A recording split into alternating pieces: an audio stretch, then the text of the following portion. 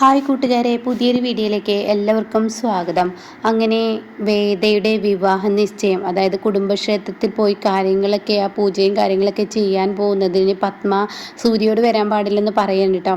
അങ്ങനെ സൂര്യയോട് വരാൻ പാടില്ലെന്ന് പറയുമ്പോൾ നന്ദിനിക്കാണെങ്കിലോ എന്തോ ഒരു ആപത്ത് വരുന്നത് പോലെ തോന്നുന്നുണ്ടല്ലോ. അങ്ങനെ നന്ദിനിയും സൂര്യയും പോയിട്ടാണല്ലോ ഈ പരമേശ്വരി എന്ന് പറയുന്ന ഇവരുടെ കുടുംബമാണ്.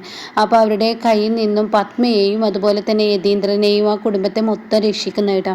അങ്ങനെ ഇവർ ആ പൂജയ്ക്ക് പോവാണ്, കുടുംബക്ഷേത്രത്തിൽ എത്തുകയാണ്. പിന്നീടാണെങ്കിലോ ഇവർ കുടുംബക്ഷേത്രത്തിൽ ഒരു പൂജയ്ക്ക് വന്നു എന്നല്ലാതെ ആ പൂജയ്ക്ക് വേണ്ട കാര്യങ്ങളൊന്നും കൊണ്ടുവന്നിട്ടുണ്ടാവില്ല കേട്ടോ. പക്ഷെ അതൊക്കെ നന്ദിനി കൊണ്ടുവന്നിരിക്കുകയാണ്. പുടവയും കാര്യങ്ങളൊക്കെ നന്ദിനി കൊണ്ടുവന്ന് കൊടുക്കുമ്പോൾ അവിടെ ഇവരെല്ലാവരെയും അത്ഭുതപ്പെടുത്തുകയാണ് കേട്ടോ. അപ്പോൾ ഈ സമയം ഇവർക്കാണെങ്കിലോ വലിയൊരു സന്തോഷം തന്നെ തോന്നി തുടങ്ങുകയാണ് കേട്ടോ. അങ്ങനെ പത്മയുടെ ആങ്ങളെ പറയണേ എന്ന് നന്നായാണ് ഈ മോള് കാര്യങ്ങൾ. അപ്പോൾ അത് കേൾക്കുന്ന പത്മയുടെ അതായത് സൂര്യയുടെ മുറപ്പെണ്ണിനെ ഒട്ടും ഇഷ്ടപ്പെടില്ല കേട്ടോ.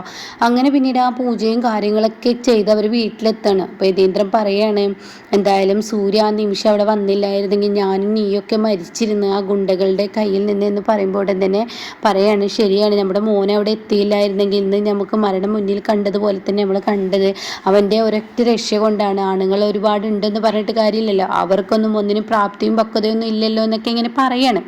അപ്പോൾ ഈ സമയം പറയാണ്, സൂര്യ അവിടെ എത്താനുള്ള കാരണക്കാരി ആരാന്നും കൂടി നീ ആലോചിക്കണം. അത് നമ്മുടെ നന്ദിനിയാണ്. നന്ദിനി ഉള്ളത് കൊണ്ടാണ് ആ സമയം നമുക്ക് മുന്നിൽ സൂര്യ എത്തിയത്. അല്ലെങ്കിൽ ഒരിക്കലും നമുക്ക് മുന്നിൽ സൂര്യ എത്തില്ല. അത് നീ മനസ്സിലാക്കിയെന്ന് പറയാം കേട്ടോ. ഇത് കേൾക്കുന്നു, തുടങ്ങി നന്ദിനി പുരാണം എന്നങ്ങ് പറയണം കേട്ടോ. അപ്പം അത് കേൾക്കുന്ന യതീന്ദ്രൻ പറയണേ, ഞാൻ എന്ത് പറയുമ്പോഴും നിനക്ക് നന്ദിനി പുരാണം എന്നും നന്ദിനിനെ പൊക്കി പറയാന്നൊക്കെ നിനക്ക് തോന്നും. പക്ഷെ നീ ഇവിടെ ചിന്തിക്കേണ്ട ഒരു കാര്യം, സൂര്യ നിമിഷം അവളെ അങ്ങോട്ടേക്ക് വരുത്തിക്കാൻ തോന്നിയത് അവൾക്ക് ഈശ്വരാധീനമുള്ള കുട്ടിയാണ്. അതുകൊണ്ട് അവളുടെ മനസ്സിൽ ഈശ്വരൻ തോന്നിച്ചോ. അപ്പോൾ ഈ സമയം പത്മ പറയണം, മതി ഈ സംസാരം ഇവിടെ വെച്ച് നിർത്താം, എനിക്ക് അവളുടെ വാക്കുകളിൽ നിന്ന് കേൾക്കാൻ എനിക്ക് താല്പര്യപ്പെടുന്നില്ല എന്ന് പറയും കേട്ടോ. അപ്പോൾ ഈ സമയമാണെങ്കിലോ ഇത് കേൾക്കുന്ന യതീന്ദ്രൻ പറയണേ, നീ കേൾക്കുന്നൊരു കാലം വരുമോ, നന്ദിനിയുടെ കാല് പിടിക്കുന്ന കാലം എനിക്ക് വരത്തില്ല എന്ന് പത്മ തിരിച്ച് പറയണം. പിന്നീടാണെങ്കിലോ ആ വിഷയം അവിടെ വെച്ച് തീർന്നിരിക്കുകയാണ്. പിന്നീട് സൂര്യ പറയണേ, സൂര്യയുടെ അടുത്തോട്ട് സൂപ്പുമായിട്ട് നന്ദിനി വരികയാണ്. ഇതാ സൂര്യ സാർ സൂപ്പ്, അപ്പം നീ കുടിച്ചോ, ഞാൻ കുടിച്ചോളാം എന്ന് പറയണേ. നീ കുടിക്കണം കേട്ടോ നന്ദിനി, ഞാൻ എന്ത് കഴിക്കുന്നു അതൊക്കെ നീ കഴിക്കണമെന്ന് സൂര്യ പറയണേ. അപ്പോൾ ആ സമയം നന്ദിനി പറയണ, അതവിടെ ഇരിക്കട്ടെ, അതെന്തായാലും ഞാൻ കുടിച്ചോളാം. അപ്പോൾ സൂര്യ പറയണേ, എന്തായാലും നിൻ്റെ മനസ്സിൽ ഈശ്വരനെ അങ്ങനെ തോന്നിച്ചത് കൊണ്ടും നിനക്ക് അങ്ങനെ പോവാൻ ഇത് തോന്നിയത് കൊണ്ടും എന്തായാലും ഡാഡിയും അതുപോലെ തന്നെ അമ്മയും ഒക്കെ രക്ഷപ്പെട്ടു. അല്ലായിരുന്നെങ്കിൽ ഇന്നത്തെ അവസ്ഥ എന്തായിരുന്നു, എല്ലാവർക്കും ഒരുപോലെ എന്തെങ്കിലും ആപത്ത് സംഭവിച്ചിരുന്നു. അപ്പോൾ ഈ സമയം നന്ദിനി പറയണേ, ഇത്രമാത്രം ശത്രുക്കൾ ആരായിരിക്കും എന്നിങ്ങനെ ചോദിക്കുകയാണ്. എന്താ സംശയം, അതാ പരമേശ്വരി തന്നെ. നമ്മുടെ ഒക്കെ കുടുംബമാണെന്ന് പറഞ്ഞിട്ട് കാര്യമില്ല, അവർക്ക് മമ്മിയുടെ കാര്യത്തിൽ അവർക്ക് വലിയ ദേഷ്യമാണ് മമ്മിയോട്. മമ്മിയെ കൊല്ലാൻ വേണ്ടിയാണ് അവൾ ആ ഗുണ്ടകളെ വിട്ടതെന്ന് പറയട്ടോ. ഈ സമയം നന്ദിനി പറയണേ, എന്തായാലും ആ സമയം ചെന്നില്ലായിരുന്നെങ്കിൽ ഇന്ന് മരത്തിൻ്റെ ഒക്കെ ഒരു അവസ്ഥ എന്തായിരുന്നു എന്ന് പറയണേ. എന്തിനീ ചെയ്ത് കൊടുത്തിട്ട് എന്താ, ആർക്കും നിന്നോട് അതിനുള്ള മതിപ്പോ സ്നേഹമൊന്നും ഉണ്ടാവില്ല. മരണം മുന്നിൽ കണ്ടാലും മരണത്തിൻ്റെ വക്കിൽ നിന്ന് നീ രക്ഷപ്പെടുത്തിയാലും എൻ്റെ മമ്മി നിന്നെ സ്നേഹിക്കൊന്നും തോന്നില്ല. മനുഷ്യന് ഒരു ഇത്തിരി നന്മ അവരുടെ മനസ്സിലില്ല, ഒരു മനുഷ്യനോട് അവർക്കില്ല. അവരുടെ കാര്യസാധ്യത്തിന് മാത്രം ആളുകളെ ഉപയോഗിക്കുന്ന ഒരു വ്യക്തിയാണ്. അപ്പോൾ മന്ത്രി പറയണത്, എന്തായാലും ഞാൻ താഴെ പോട്ടെ, എനിക്ക് പണിയുണ്ട് എന്നൊക്കെ പറയണം. ഇത് ഏത് സമയം പണി എന്ന് പറഞ്ഞ് നടന്നോ, എനിക്കിത് തന്നെയാണ് യോഗം എന്നാ തോന്നുന്നത്. നീ നിൻ്റേതായ ഒരു ജീവിതം നീ ജീവിക്കുന്നതിന് മറ്റുള്ളവർക്ക് സേവ ചെയ്തിട്ടല്ലേ നിൻ്റെ ജീവിതം നീ കൊണ്ടു നടക്കേണ്ടത്, നിൻ്റെ സന്തോഷങ്ങൾ നീ കൊണ്ടു നടക്കേണ്ടതൊക്കെ ഇങ്ങനെ പറയണം. ആ സമയം ഈ വാക്കുകളൊക്കെ കേൾക്കുമ്പോൾ ഓക്കെ എന്നും പറഞ്ഞിട്ട് അങ്ങനെ അതുകൊണ്ട് കഴിയാണ് കേട്ടോ. പിന്നീടാണെങ്കിൽ നന്ദിനി ടെറസിന് മുകളിലോട്ട് പോവുകയാണ്. ഒരുപാട് ഡ്രസ്സുകൾ അലക്കിയിട്ടുണ്ടാവും, എല്ലാവരുടെയും ഡ്രസ്സുണ്ട് കേട്ടോ. നന്ദിനിയുടെ ഡ്രസ്സുണ്ട്, അതുപോലെ നന്ദിനിയുടെ സൂര്യയുടെ മുറപ്പെണ്ണിൻ്റെ ഡ്രസ്സുണ്ട്. അതായത് പത്മയുടെ ആങ്ങള, അവരുടെ മകള്, മോനി, അതുപോലെ അവരുടെ ഡ്രസ്സ്, പത്മയുടെ ഡ്രസ്സും ഇതെല്ലാം അലക്കി കുട്ടി ഹോളിൽ ടേബിളുമ്പോൾ കൊടുന്ന് ഇടുകയാണ് നന്ദിനി. അതെല്ലാം ഉണങ്ങിയത് കൊടുന്ന് ഇടുകയാണ്. ഈ സമയം നന്ദിനി ഇങ്ങനെ സൂര്യയുടെ മുറപ്പെണ്ണിൻ്റെ ഡ്രസ്സ് ഇങ്ങനെ മടക്കി വെക്കണം. കൂട്ടത്തിൽ നന്ദിനിയുടെ ഡ്രസ്സ് ഒരു സൈഡിലും മടക്കി വെക്കുന്നുണ്ട്. അങ്ങനെ ഈ സമയം അവൾ കോണി കയറി പോകുന്ന സമയമാണ് കേട്ടോ അവളുടെ കണ്ണിൽ ഈ കാഴ്ച കാണുന്നത്, ഈ സൂര്യയുടെ മുറപ്പെണ്ണിൻ്റെ കണ്ണിൽ കേട്ടോ. അത് കാണുന്നതിനോട് കൂടി അവളിങ്ങനെ ആ ഡ്രസ്സിൻ്റെ അരികിലോട്ട് വന്നിട്ട് അവളുടെ ഡ്രസ്സ് ഇങ്ങനെ എടുക്കുകയാണ്. അപ്പോൾ ഇപ്പുറത്താണെങ്കിലും നന്ദിനിയുടെ ഡ്രസ്സ് മടക്കി വെച്ചിട്ടുണ്ട്, ഒരു സൈഡിൽ പത്മ, യതീന്ദ്രൻ, അങ്ങനെ ഓരോരുത്തരുടെ ഡ്രസ്സ് മടക്കി വെച്ചിട്ടുണ്ട്. അങ്ങനെ അവൾക്കങ്ങ് ദേഷ്യം പിടിച്ചിട്ട് എന്താണ് നീ കാട്ടി വെച്ചിരിക്കുന്നത്, എന്താ മാഡം ഞാൻ കാട്ടിയത് എന്നിങ്ങനെ നന്ദിനി അവളോട് ചോദിക്കുകയാണ്. അപ്പോൾ അവൾ പറയണേ നീ എൻ്റെ ഡ്രസ്സ് മടക്കി വെച്ചിരിക്കുക. അപ്പോൾ നന്ദിനി പറയണ അതെ, മുകളിൽ ഞാൻ പോയപ്പോൾ ടെറസിൽ പോയപ്പോൾ ഡ്രസ്സുകളെല്ലാം ഉണങ്ങിക്കിടക്കുന്നത് കണ്ടു. അപ്പോൾ ആ സമയം ഞാൻ മാഡത്തിൻ്റെ ഡ്രസ്സ് ഇങ്ങോട്ടേക്ക് കൊണ്ടുവന്ന് വെച്ചതാന്ന് പറയണം. അപ്പം ഈ സമയം നിന്നോട് ആര് പറഞ്ഞത് കൊണ്ടുവന്ന് വെക്കാൻ, ഞാനൊരു നല്ല കാര്യമല്ലേ ചെയ്തതെന്ന് പറയണം. നീ നല്ല കാര്യമല്ലേ, ഞാൻ കാണിച്ചു തരാം എന്ന് പറഞ്ഞ് അറപ്പോട് കൂടി വെറുപ്പോട് കൂടി ആ ഡ്രസ്സുകളെല്ലാം എടുത്തിട്ട് അങ്ങ് മുറ്റത്തോട്ട് പോവാം. അപ്പം അത് കാണുന്ന നന്ദിനി എന്തവർ കാണിക്കുന്നത് എന്നുള്ള ലെവലിൽ നന്ദിനി പിറകെ പോവാണ്. അപ്പോഴേക്കും അവിടെ ഒച്ചയും ബഹളമൊക്കെ ആയി കേട്ടോ. അപ്പോൾ എല്ലാവരും വരികയാണ്. അതായത് സൂര്യയുടെ അമ്മാവൻ, അമ്മായി, അതുപോലെ ഈ പെൺകുട്ടി മുറപ്പെണ്ണ് എന്ന് പറയുന്നില്ലേ അവളുടെ ആങ്ങള, അതുപോലെ ഇന്ദ്രജ, പത്മ, എല്ലാവരും താഴോട്ട് വരിക. സൂര്യ മാത്രമല്ല കേട്ടോ. അപ്പോൾ എല്ലാവരും താഴോട്ട് വരുമ്പോൾ യതീന്ദ്രനൊക്കെ താഴെ വന്നിട്ട് ചോദിക്കുക എന്താ നിനക്ക് പ്രശ്നം എന്ന് ചോദിക്കണം. അവളുടെ പേര് അശ്വതി എന്നൊക്കെയാണ് അതിൽ വരുന്നത്.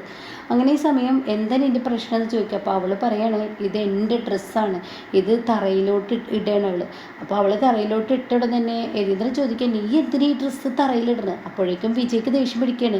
അലക്കി വെച്ച ഡ്രസ്സ് തറയിൽ കൊണ്ടുവന്നിടണം എന്തിനാ, അലക്കിയത് വീണ്ടും അലക്കിപ്പിക്കാനാണോ, നിങ്ങൾ മിണ്ടരുത് എന്ന് പറയാം. അപ്പോൾ ഇന്ദ്രജ ചോദിക്കുകയാണ് എന്താ അതിൽ തെറ്റ്, അലക്കി വെച്ച ഡ്രസ്സ് എന്തിനാ ഇവിടെ കൊടുത്തിട്ടിരിക്കുന്നത്. അതെ, ഇവളുടെ ഡ്രസ്സും എൻ്റെ ഡ്രസ്സും കൂടി ഉരസിയാണ് വന്നത്. ഉരസിയാണെന്ന് എന്താ ഈ പറയുന്നത്. അപ്പോൾ പത്മക്ക് കാര്യങ്ങൾ പിടികിട്ടിട്ടോ.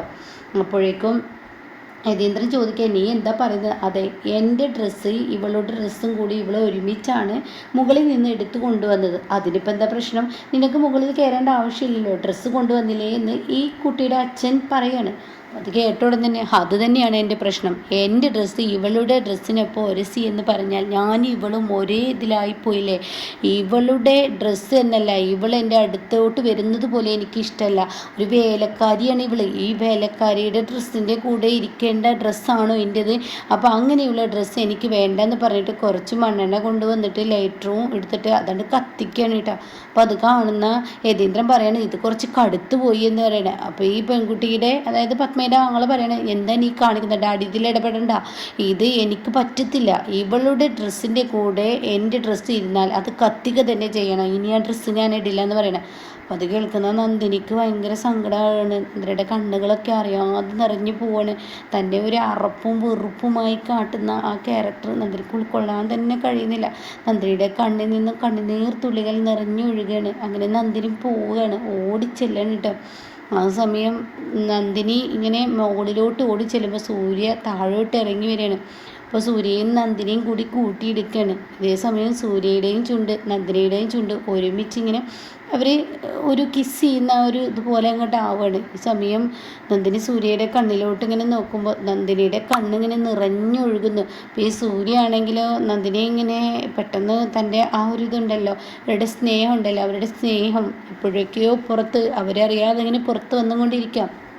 അപ്പോൾ സൂര്യ ഇങ്ങനെ കണ്ണുകൾ കൊണ്ടിങ്ങനെ എന്തിനാ എൻ്റെ നന്ദിനിക്ക് അറിയുന്നത്, എന്തിനാ എൻ്റെ ടെൻഷൻ എന്നിങ്ങനെ കണ്ണുകൾ കൊണ്ട് ഒരു വെപ്രാളത്തോടു കൂടി നോക്കണം കേട്ടോ. ഈ സമയം നന്ദിനിയുടെ കണ്ണുനീർ തുള്ളികൾ സൂര്യയുടെ ചുണ്ടിൽ വന്ന് വീഴാണ്. അപ്പോൾ ഉടൻ തന്നെ സൂര്യ നന്ദിനി നീ എന്തിനാ കരയുന്നത്, നിൻ്റെ കണ്ണെന്താ.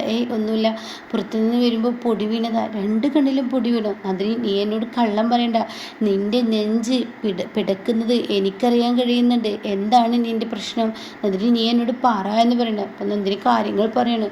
അപ്പോഴുണ്ടല്ലോ പറയാനില്ല, സൂര്യക്ക് അങ്ങ് ദേഷ്യം പിടിക്കണം.